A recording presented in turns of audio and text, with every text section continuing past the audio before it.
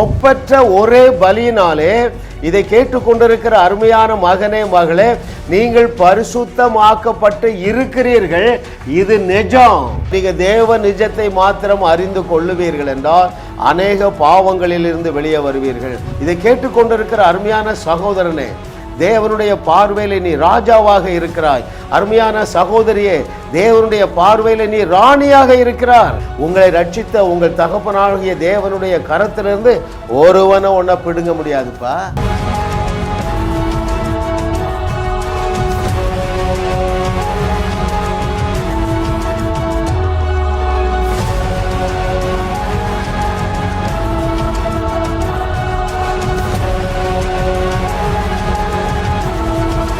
தேவனுடைய ஞானம் என்ன தெரியுமா? உன்னை போல என்னை போல சாமானியர்களை சாதனையாளர்கள் ஆக்குவது அவருடைய அனந்த ஞானம். தேவனுடைய திட்டம் என்ன தெரியுமா? உன்னை போல என்னை போல சாமானியர்களை சாதனையாளர்களாக மாற்றுவது அவருடைய திட்டம். சாதாரண நபர்களை கொண்டு சக்கை போடுவது அவருடைய ஸ்டைலு. வேதம் முழுவதும் தேடி வாசியுங்கள். மிக பெரியவர்கள், மிக ஞானிகள், பெரிய ஃபேமிலி பேக்ரவுண்ட் உள்ளவங்களை தேவன் எடுக்கவில்லை, சாதாரணமானவர்களை எடுத்திருக்கிறார். எனவே என்னோடு இணைந்து கொள்ளுங்கள். நீங்கள் இப்பொழுது வாழுகிற சாதாரண வாழ்க்கை வாழ முடியாது. ஏனென்றால் நீங்கள் சத்தியத்தை சரியாக அறிகிறீர்கள், மிகப்பெரிய சாதனை புரிவீர்கள். ஹல்லேலூயா.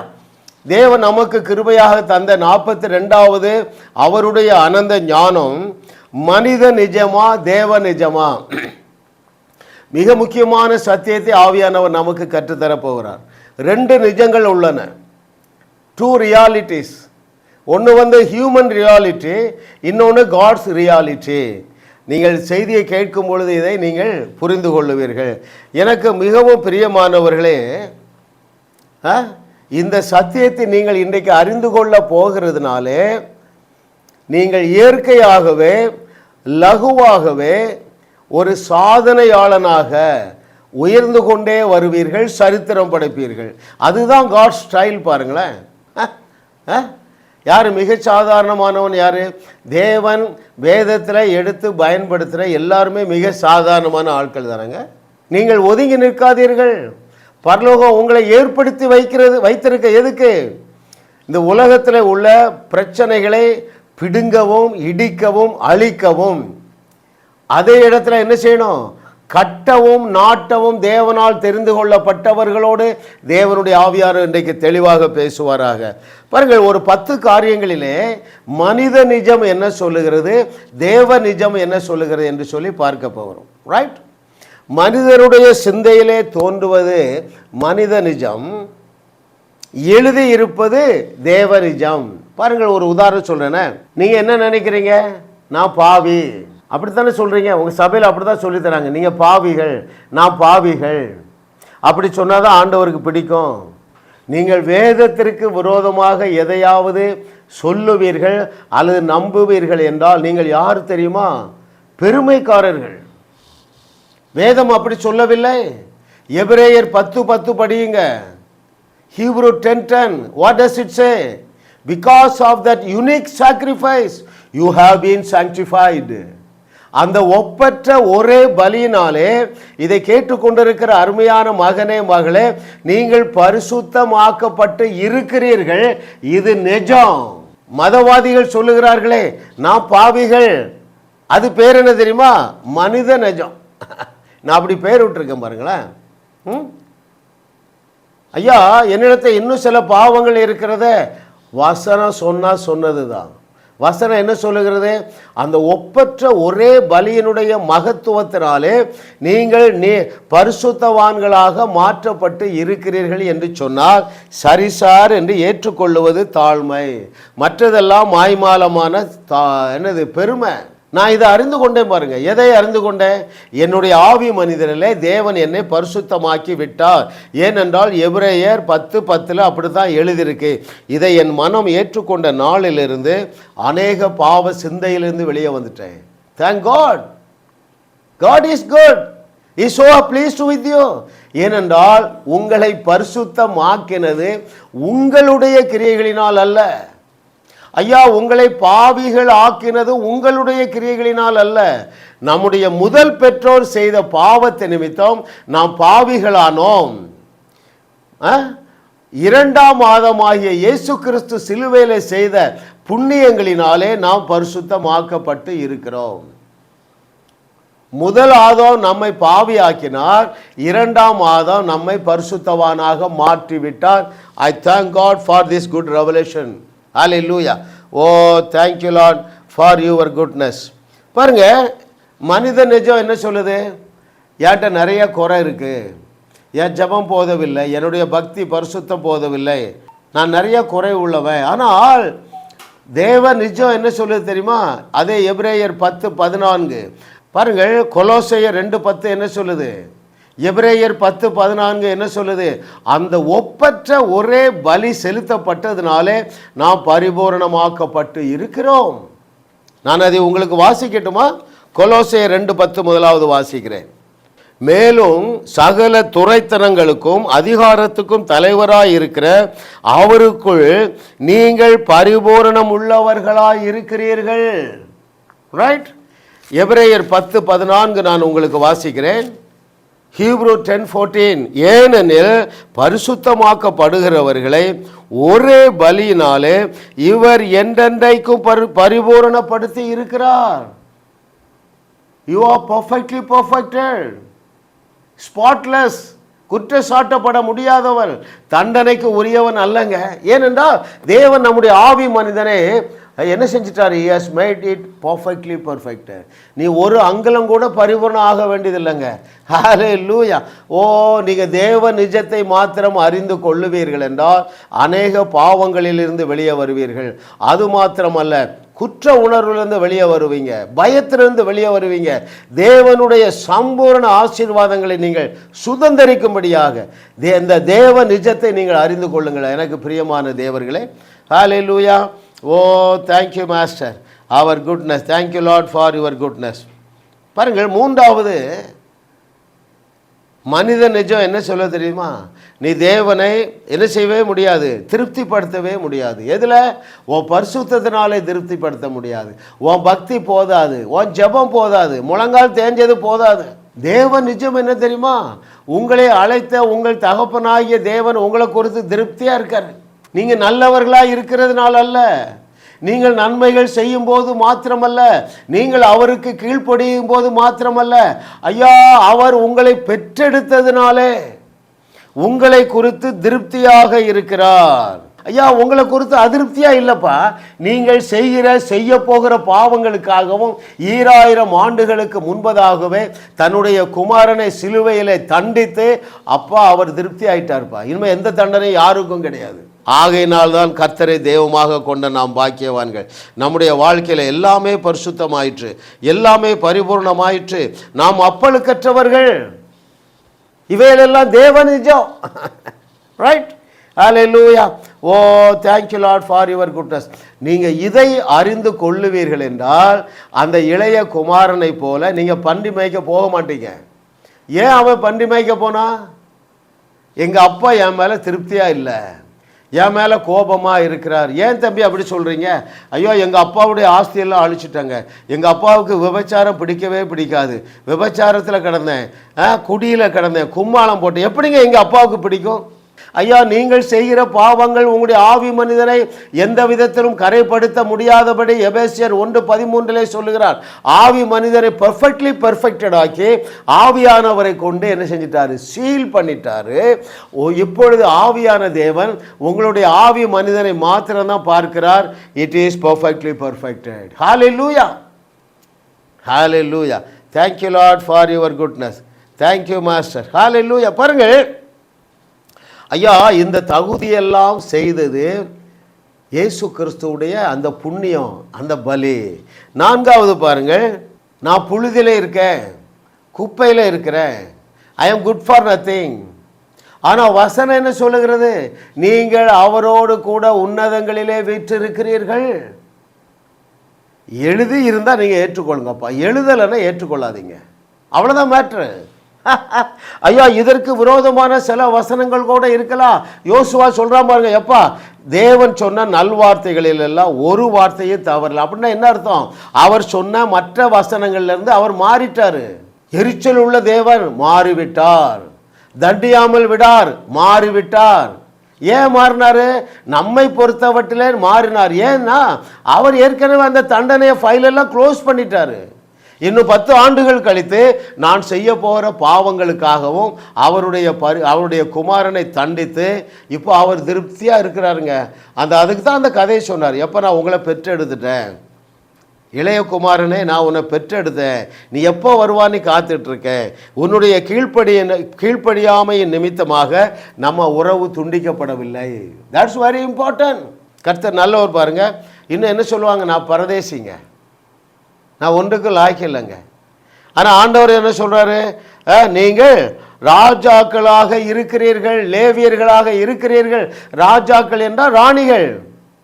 இதை கேட்டுக்கொண்டிருக்கிற அருமையான சகோதரனே, தேவனுடைய பார்வையில் நீ ராஜாவாக இருக்கிறாய். அருமையான சகோதரியே, தேவனுடைய பார்வையில் நீ ராணியாக இருக்கிறார். ஆகினால்தான் நம்முடைய சபைக்கு என்ன பெயர்? Kings and queens assembly. Hallelujah. Thank you Lord for your goodness. நன்றி ஆண்டவரே. அடுத்து என்ன? மனித நிஜம் அல்லது மதம் என்ன சொல்லுகிறது? உங்களால் ஒன்றும் செய்ய முடியாது. இயேசு கிறிஸ்து என்ன சொல்லுகிறாரு? அவர் தேவ நிஜத்தை சொல்லுகிறார். உங்களால் கூடாத காரியம் ஒன்றுமிராது. ஹல்லேலூயா. கர்த்தரை தெய்வமாக கொண்ட நாம் பாக்கியவான்கள். இன்னும் என்ன சொல்றீங்க? எனக்கெல்லாம் அற்புதம் செய்யவே வராதுங்க. ரைட்? தயவு செய்து நீங்கள் முட்டாளாக இருக்காதீங்க. நீங்கள் என்னைக்கு மறுபடி பிறந்தீர்களோ அன்றைக்கே நீங்கள் வியாதியஸ்தர்கள் மேல் கைது வைத்தால் சுகமாகிறார்கள். நீங்கள் என்னைக்கு மறுபடி பிறந்தீர்களோ அன்றைக்கே குஷ்டரோகத்தை சுகமாக்க வல்லமை பெற்றிருக்கிறீர்கள். நீங்கள் என்னைக்கு மறுபடி பிறந்தீர்களோ அன்றைக்கு முதல் உங்களுடைய மரண பரியந்தம் நீங்கள் மரணத்தை ஜெயிக்கிறவர்கள், அதாவது செத்துப்போன சடலத்தை உயிரோடு எழுப்புகிறவர்கள். காத்திருக்க வேண்டிய அவசியம் இல்லை, காத்திருக்க வேண்டிய அவசியம் இல்லை. அருமையானவர்களே, சும்மா சொல்லுவாரா இயேசு கிறிஸ்து? நான் செய்ததை விட பெரிய கிரியைகளை செய்வீர்கள், நான் செய்ததையும் செய்வீர்கள், உங்களால் கூடாத காரியம் ஒன்று பெறாது என்று சொன்னவர் மனுஷன் இல்லைங்க. பொய் சொல்றதுக்கு அவர் மனுஷன் அல்ல. Hallelujah. Oh thank you Lord for your goodness. நீங்கள் ஒரு பாவம் செய்துறீங்க அல்லது 2 நாள் ஜெபம் பண்ணல, உடனே தேவன் உங்களிடத்துலேருந்து டிஸ்கனெக்ட் ஆகிட மாட்டார். அங்கே யோவான் வாசிக்கிறேன். யோவான் எழுதின சுவிசேஷம் 6வது அதிகாரம் 56வது வசனம். என் மாம்சத்தை புசித்து என் இரத்தத்தை பானம் பண்ணுகிறவன் என்னிலே நிலைத்திருக்கிறான், நானும் அவனிலே நிலைத்திருக்கிறேன். சொன்னவர் இறைமகள். எப்போ நீங்கள் கம்யூனியன் எடுக்கிறீங்களா? உங்களோட நிலையா இருக்கிறேன். நாம் 2 பேர் இல்லை, ஒன்றாக கலந்து விட்டோம். ஐயா, அவர் செடி நாம் கொடி அப்படின்னா என்ன பொருள்? He is our source. அந்த ஒரு மரத்துக்கு அதுக்கு வேண்டிய பழங்கள், பூக்கள், மொட்டுகள், இலைகள், கிளைகள் எல்லாவற்றுக்கும் அந்த ஸ்டெம் இருக்கு பாருங்க, அந்த மரம் தாங்க சப்ளை பண்ணுது. அந்த மரத்திலிருந்து கிளையை யாரும் பறிக்க முடியாது. இதைத்தான் இயேசு சொன்னார், no one can snatch you from the hands of the lord. உங்களை ரட்சித்த உங்கள் தகப்பனாகிய தேவனுடைய கரத்திலிருந்து ஒருவனை ஒன்றை பிடுங்க முடியாதுப்பா. சந்தோஷப்பட்டு களி கூறுங்க. நீங்களும் உங்கள் தகப்பனாகிய தேவன் ஒன்றாக இருக்கிறீர்கள் என்பது தேவ நிஜம். மனித நிஜம் என்ன சொல்லுது? எப்படி என் கூட அவர் இணைவார்? நான் தான் சரியில்லையே, என் முழங்கால் தேயலையே. ஏமாந்தது போதும் அருமையானவர்களை, ஏமாந்தது போதும். Hallelujah. Oh thank you Lord for your goodness. அநேகர் என்ன நினைக்கிறீங்க? நான் இந்த பாவத்தை செய்துட்டேன், எனவே தேவன் என்னோடு இல்லை என்கிற பொய்யை நம்பாதீங்க.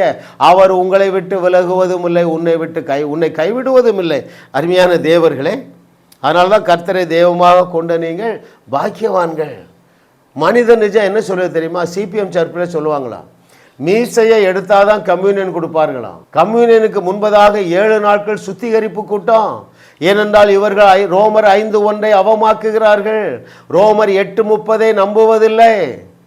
ரைட்? எபிரேயர் 10:10 தூக்கி தூர வச்சாச்சு. எபிரேயர் 10:14 நாம் வாஸ்தவமே அந்த ஒப்பற்ற ஒரே பலியினாலே நாம் பரிபூர்ணமாக்கப்பட்டு இருக்கிறோம். இருங்கள் அல்லங்க, நீ என்னைக்கு மறுபடி பிறந்தீங்களால் என்னைக்கு ரட்சிக்கப்பட்டீர்களோ அன்றைக்கே யூ ஆர் பர்ஃபெக்ட்லி பர்ஃபெக்டட். ஆனால் மதம் என்ன சொல்லுது? மீசை எடுத்தா பரிசுத்தவான், வெள்ளை ட்ரெஸ் போட்டா பரிசுத்தவான். அங்கே விசுவாசத்திற்கு இடமில்லை. விசுவாசத்தினால் வராத யாவும் பாவங்க. ஐயா, இவர் மீசை எடுத்துட்டாரு, 7 நாள் உபவாச கூட்டத்துக்கு வந்துட்டாரு, வெள்ளை ட்ரெஸ் போட்டாரு, பாவம் பாவம் பாவம் மாத்திரமல்ல, நீங்கள் தேவனுடைய சிலுவையை அவமாக்குகிறீர்கள். அவர் சிலுவையில் செஞ்சது போதாதா? அப்படித்தான் நீங்கள் நினைக்கிறீங்க. அவருக்கு தெரியாது நான் இன்னும் பாவத்தில் இருக்கேன். ரைட், நீ அதிக மிஞ்சின நீதிமான் வச்சுக்கன்றாரு. 40 நாள் இல்லையா, 400 நாள் முழங்கால் போடு பாயின்னு சொல்லிட்டு உன்னை விட்டு போயிட்டே இருக்காரு. அதனால தான் உனக்கு 5 பைசா கிடைக்கல. சிபிஎம் சர்ச்சிலேருந்து ஃபோன் பண்ணுறாங்க, ஐயா உங்கள் செய்தி 100 செய்தி கேட்டையா, எனக்கு 55 வயசு, 20 வருஷமாக சிபிஎம் சர்ச்சுக்கு போகிறேன், எல்லாத்தையும் இழந்துட்டையா, நல்ல வேலை யூடியூப்பில் உங்கள் செய்தியை கேட்டேன். ஹல்லேலூயா. தேவன் நம்ம எவ்வளோ பெரிய ஸ்தானத்தில் உட்கார வைத்துட்டு தான் அவர் சொன்னார், நீங்கள் தேவர்களாக இருக்கிறீர்கள். எதையுமே இருங்கள்னு சொல்லலைங்க. நீதிமானாக இருக்கிறீர்கள், பரிசுத்தவானாக இருக்கிறீர்கள், பரிபூர்ணம் உள்ளவராக இருக்கிறீர்கள், உலகுக்கு உப்பாக இருக்கிறீர்கள், ஒளியாக இருக்கிறீர்கள். மதம் என்ன சொல்லுது? இல்லை இல்லை இல்லை. வசனம் என்ன சொல்லுது? இருக்கு இருக்கு இருக்கு. எந்த நிஜம் வேணுமோ நான் எடுத்துக்க. 65 ஆண்டுகள் 65 வயது வரைக்கும் நான் மனித நிஜத்தையே நம்பிட்டு இருந்தேங்க. வியாதிக்கு மேலே வியாதி, தரித்திரத்துக்கு மேலே தரித்திரம், குடும்ப சண்டைக்கு மேலே குடும்ப சண்டைங்க. சத்தியத்தை சரியாக அறிஞ்ச பாருங்க, எல்லாவற்றிலும் வெற்றி. இப்பொழுது தேவனை போல வையகத்தை வாழ வைத்து கொண்டு இருக்கிறேன். அது கிருபை கிருபை கிருபை. கிருபைக்கு அளவே கிடையாதுங்க. ஹல்லேலூயா. ஐயா, தேவ நிஜம் எல்லாம் எப்படி வந்தது? கிருபையினால வந்தது. கிருபையினால என்னது என்றாலே எல்லாமே இலவசங்க. ரைட். எதனால அது வந்தது? அவருடைய அன்பு நிமித்தமாக. Thank you Lord for your goodness. Hallelujah. நீங்கள் உங்களை குறித்து என்ன யோசிக்கிறீங்க? எனக்கெல்லாம் என்ன சார் தெரியும்? டிஜிஎஸ் ஐயா தான் அற்புதம் செய்வாங்க, பெரிய ஊழியர்கள் தான் அற்புதம் செய்வாங்க. ஐயா, எங்களுடைய கிங்ஸ் அண்ட் குயின்ஸ் அசம்பிளியில் 3 வயது ஒரு மகள் 100 அற்புதம் செய்திருக்கிறார். அவருடைய கிருபை. ஏனென்றால் பலிகாரனையும் பகஞ்சனையும் அடக்கி போட சிறுவர் பாலகர் வாயிலே பலன் வச்சிருக்காருங்க. பாலை போ சாத்தான் என்ன போகுது? ஹல்லேலூயா. கர்த்தர் நல்லவர் பாருங்க. He has made everything simple without any complication. The religion has made everything difficult and complicated. எல்லாத்தையும் பிரச்சனைக்குள்ளாக ஆக்கி வச்சுட்டாங்க. Oh thank you, oh thank you Lord for your goodness. பாருங்கள், நீங்கள் என்ன நினைக்கிறீங்க? நான் சாதாரணமானவன்பா. ஆனால் வசனம் உன்னை பார்த்து என்ன சொல்றது? வாசிக்கட்டா? ரட்சிக்கப்பட்ட ஜனமே உனக்கு ஒப்பானவன் யார்? தூக்கி ஓரமாக வச்சாச்சு. உபாகம் 33க்கும் 29க்கும் இன்னைக்கு சபையில் சம்பந்தமே இல்லை. அது என்ன சொல்லுகிறது? நான் உங்களுக்கு வாசிக்கிறேன். The book of Deuteronomy chapter 33 verse 29. இஸ்ரவேலே, நீ பாக்கியவான், கர்த்தரால் ரட்சிக்கப்பட்ட ஜனமே உனக்கு ஒப்பானவன் யார்? ஹல்லேலூயா. இது பொய் சொல்ற பைபிள் இல்லைங்க.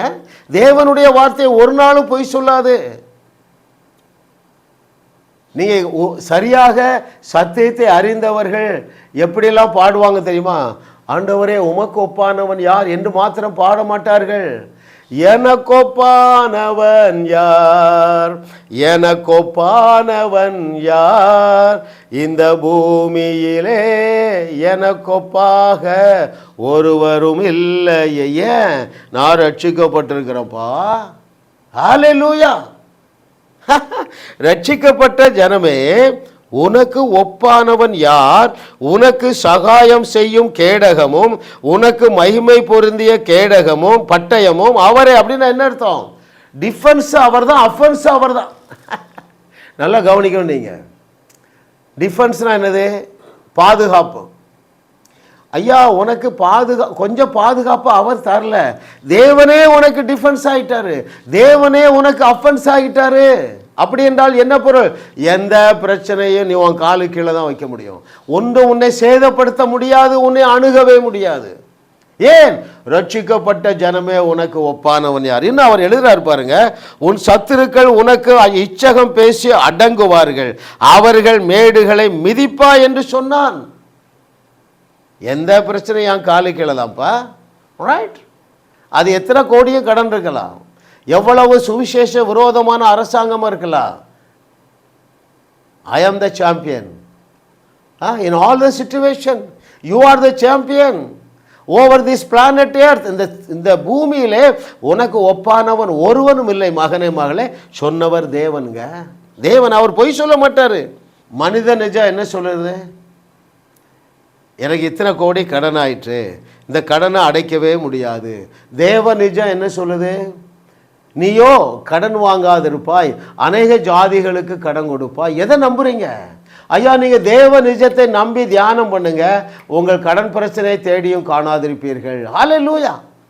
சூப்பர் நேச்சுரலாக நீங்கள் கடன் பிரச்சனை வெளியே வர வேண்டுமா? நானோ கடன் வாங்குவதில்லை, அநேக தேசங்களுக்கு கடன் கொடுப்பேன் என்று எள்ளளவும் பொய்யுரையாத இறைவன் என்னை பற்றி சொல்லியிருக்கார்ப்பா. இந்த மேலானவைகளை சிந்தியுங்க. இந்த குறைவான கடன் பிரச்சனையிலிருந்து முதலாவது வெளியே வருவீர்கள். அது ஒரு சில மாதங்களுக்குள்ளாக எல்லா கடனிலிருந்து வெளியே வருவீர்கள். அருமையான தேவர்களே, ஹல்லேலூயா. ஐயா, இதெல்லாம் தேவ நிஜங்க. மனித நிஜத்தை நம்பி நடுத்தரவில் நிற்கிற எனக்கு பிரியமான அருமையான சகோதரர்களே சகோதரிகளே, தேவனுடைய வார்த்தை உங்களை பற்றி என்னென்னலாம் சொல்லியிருக்கோ அத்தனையும் நிஜத்திலும் நிஜமாக இருக்கிறது. அந்த நிஜம் உன்னை பார்த்து என்ன சொல்லுகிறது? ஒருவன் கிறிஸ்துவுக்குள் இருந்தால் புது சிருஷ்டியாக இருக்கிறான், பழையவைகள் ஒளிந்து போயின, எல்லாம் புதிதாயிற்று. எல்லாம்னா என்ன?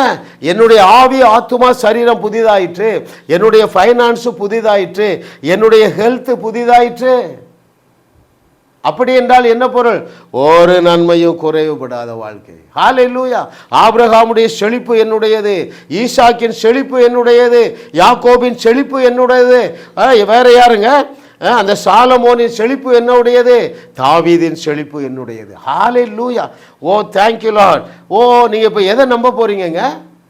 தேவனுடைய வார்த்தையை எழுத்தின்படி ஏற்றுக்கொள்ளுகிறவர்கள் ஏற்ற மிகு வாழ்க்கை வாழுவார்கள். ஏனென்றால் தேவனுடைய நிஜத்தை நம்புவார்கள்.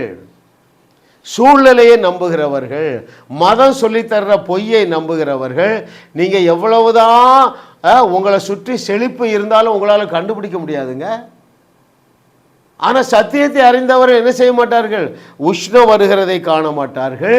சத்தியத்தை அறியாதவர்கள் பக்கத்தில் தான் தண்ணி இருக்கும், காணாமலே இல்லையா? யோசித்து பாருங்க, ஒருவன் பக்கத்தில் ஒரு தண்ணி இருக்குது, ஒரு பக்கெட் நிறைய தண்ணி இருக்குது, தண்ணி தாகத்தினால அதில் அவன் செத்து போகிறான்னா அவன் எவ்வளோ பெரிய முட்டாள் பாருங்க. திரும்பி பார்த்தா தண்ணி இருக்குது, திரும்பி பார்க்காமலே அந்த வறட்சினாலே தாகத்தினாலே செத்து போகிறான். இன்றைக்கு தேவன் தம்முடைய ஜனங்களை சுற்றி ஆசீர்வாதங்களினால் அலங்கரித்து வைத்திருக்கிறார். அநேகர் மழை தாழ்ச்சியான காலத்திலும் இலையுதிராது இருக்கிற மரத்தை போல இருக்க வேண்டியவங்க பட்டினி கிடந்து சாகுறாங்க. எதுலெல்லாம் பட்டினி? சமாதானத்தில் பற்றாக்குறை பட்டினி, இளைப்பாறுதலில் பற்றாக்குறை பட்டினி, சுகத்தில் பற்றாக்குறை பட்டினி, சமாதானத்தில் பற்றாக்குறை பட்டினி. ஏன்? தங்களை சுற்றி வைத்திருக்கிற ஆசீர்வாதங்களை காணக்கூடாதபடி இந்த உலகத்தின் அதிபதியாகிய பிசாசானவன் மனக்கண்களை குருடாக்கி வைத்திருக்கிறான். ஹல்லேலூயா. ஐயா, இதே பிரச்சனை தான் அப்போ ஏதேன் தோட்டத்தில் ஆரம்பிச்சுட்டு தங்களுக்கு வைத்திருந்த அந்த ஸ்டேட்டஸை நம்முடைய முதல் பெற்றோர் அறியவில்லை. தேவனுடைய ஆளுகை, ரைட்? தேவனுடைய சாயல், தேவனுடைய ரூபம், தேவனை போலவே இருந்தாங்க, அறியல. இன்றைய கிறிஸ்தவம் எப்படி இருக்கு? நாம் தேவனை போல அல்ல தேவர்களாகவே இருக்கிறோம் என்று இறைமகன் இயம்பி இருக்கிறார். எத்தனை பேர் சீரியஸா எடுக்கிறீங்க? மனித நிஜத்தை நம்பி என்ன சொல்லணும் எனக்கு தெரியல பாருங்க. முட்டுச்சந்தில் போய் நிற்கிறீங்களே, உங்கள் வாழ்க்கையாகிய கப்பல் தரை தட்டி நிற்கிறத, அதுலேருந்து வெளியே வருவது எளிதுங்க. எங்கள் செய்தி 100 செய்தி கேளுங்களேன், ஒரே மாதத்தில் 100 செய்தி கேளுங்க, தலையில் அடித்து சிரிப்பி. ஐயோ, நான் 50 வருஷத்தை வீணாக்கிட்டேனே. காலையில் பேசினார், அப்படி தான் சொன்னார், பிரதர் 55 வருஷத்தை வீணாக்கிட்டேனே. ஒரு பாஸ்டர் சொல்கிறார் 70 வருஷத்தை வீணாக்கிட்டேனே. மனித நிஜத்தையே நம்பிட்டேன், மனித நீதியே நம்பினேன். தேவ நிஜம் சொல்லுகிறதை நான் காது கொடுத்தே கேட்கவில்லை.